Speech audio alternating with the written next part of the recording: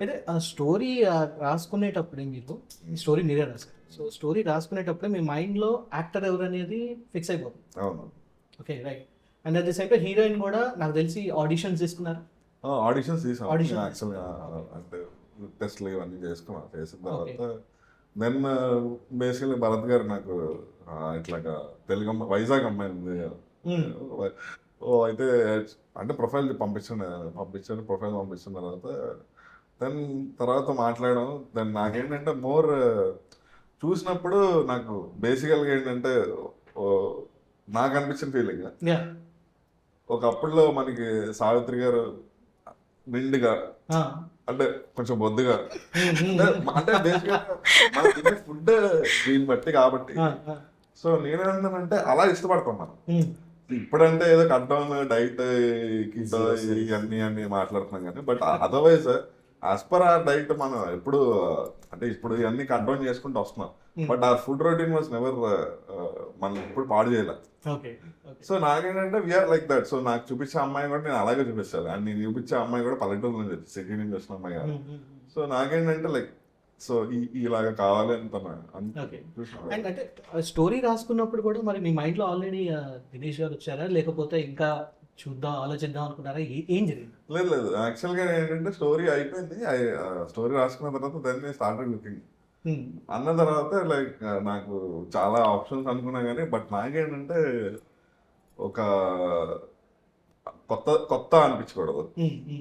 And చూసిన వెంటనే అరే అరే మా అది అని పిలుచుకునే టైప్లో కావాలి, ఆ టైప్ అబ్బాయి కావాలి. రేపు పొద్దున్న ఎప్పుడు వెళ్ళినా కానీ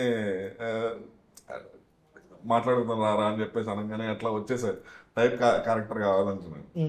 సో అలాగనుకున్నప్పుడు నాకు దినేష్ గారి ప్రొఫైల్ అన్నీ చూసినప్పుడు నాకు ఐ వాజ్ లైక్ కాల్ చేసి మాట్లాడదాం ఒకసారి అని చెప్పేసి అనుకున్నాను. కాల్ చేసిన తర్వాత లైక్ అదే ఫీలింగ్ అనిపించింది, ఇది ఆడియన్స్కి ఇలాగే చూపిద్దాం అనుకున్నా. సో దెన్ క్యారెక్టర్ కూడా అలాగే వచ్చింది. ఓకే. అంటే ఈ స్టోరీ ఎక్కడైనా మీరు ఇన్స్పైర్ అయిన ఘటనలు ఏమైనా ఉన్నాయా, లేకపోతే మీరు సొంతంగా ప్యూర్గా రాసుకున్నారా ఈ స్టోరీ? నేను యాక్చువల్గా మా ఊరు పల్లెటూరు. నేను పుట్టి పెరిగినంత పల్లెటూరులోనే పెరిగాను. సో ఆబ్వియస్గా పంచాయతీ విఆర్ఓలు వీళ్ళందరూ కూడా నాకు మా నాన్నగారు మా ఊర్లో అంతా తెలుసు అనమాట. సో ఈ విలేజ్లో ఉండే కాన్సిక్వెన్సెస్ ఏంటి, ఒక విలేజ్లో ఒక రైతు పడేది, లేకపోతే ఒక కుటుంబం పడేది ఏముంటాయో అన్నీ నాకు అవగాహన ఉంది.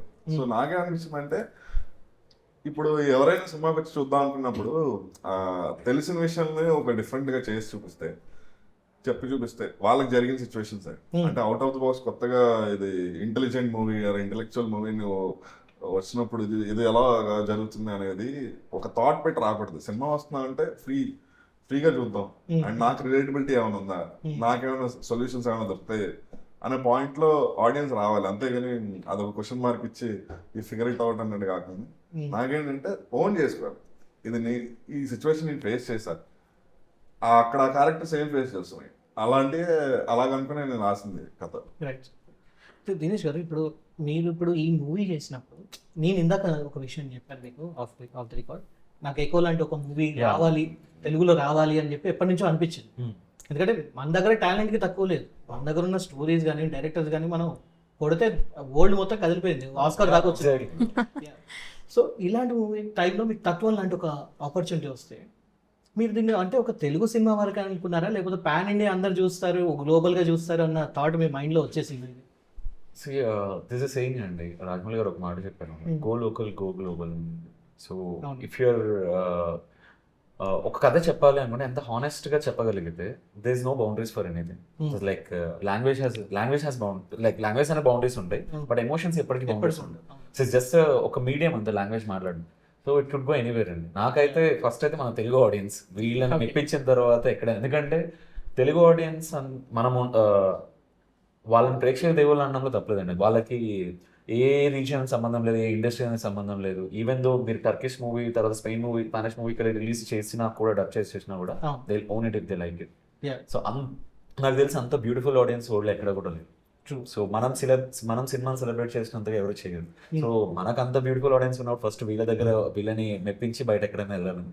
ఓకే ఓకే అంటే మీరు యాక్ట్ చేస్తున్నప్పుడు యాక్టర్ అంటేనే there are lot of challenges right. మీకు ఏ సీన్స్ దగ్గర చాలా ఛాలెంజింగ్ అనిపించింది ఈ సీన్ చేసేటప్పుడు? ఛాలెంజింగ్ గా అనేం పెద్దగా అనిపించలేదండి, కాకపోతే but it was little tough అని కూడా కాదు. ఆ డెనికోస్ ఇది పుల్ ఆఫ్ చేయాలి, ఇది పుల్ ఆఫ్ చేస్తేనే మనం ముందు కష్టపడిందంతా కూడా నిలబడుతుంది అనిపించింది climax thing. Like little cautious about it. But నాకు తెలిసి అదే కొంచెం త్వరగా ఈజీ అయిపోయింది అంటే ప్రిపేర్డ్. అంటే ద టఫెస్ట్ థింగ్ ఏదైతే మన థాట్ లో ఉంటామో అది దానికి ఎక్కువ ప్రిపరేషన్ ఉంటుంది. So we went for the climax చాలా ప్రిపేర్డ్ గా ఉన్నాం. అండ్ అది కూడా ఏంటంటే లేట్ నైట్ షూట్స్ అండ్ మాకేంటంటే ఆల్రెడీ వి క్రాస్ 2 అయిపోయింది మార్నింగ్.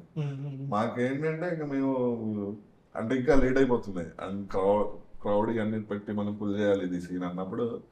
సో మాకేంటంటే లైక్ ఎక్కడైనా మళ్ళీ రీటేక్స్ పడితే మళ్ళీ మిస్ అయిపోతాం. ఎంతసేపు వాళ్ళందరి నుంచో పెట్టి అన్ని చేయడం. సో మాకు అక్కడ లైక్ టఫెస్ట్ అన్న దానికి అండ్ దినేష్ బ్రో యాక్చువల్గా చాలా ప్రిపేర్డ్ గా దిగారు. It went very easy actual, very smooth అయిపోతుంది. చాలా వరకు అక్కడ ఎన్ని డేస్ పట్టింది మొత్తం షూటింగ్ అంతా మీకు? 50 to 55 days. మొత్తం అంతా ఈ సెట్స్ అంతా ఎక్కడ పెట్టారు? షూటింగ్ అంతా ఎక్కడ, ఏ విలేజ్ లో అయింది? ఏలూరు. మొత్తం ఏలూరు. మొత్తం ఏలూరు. ఓకే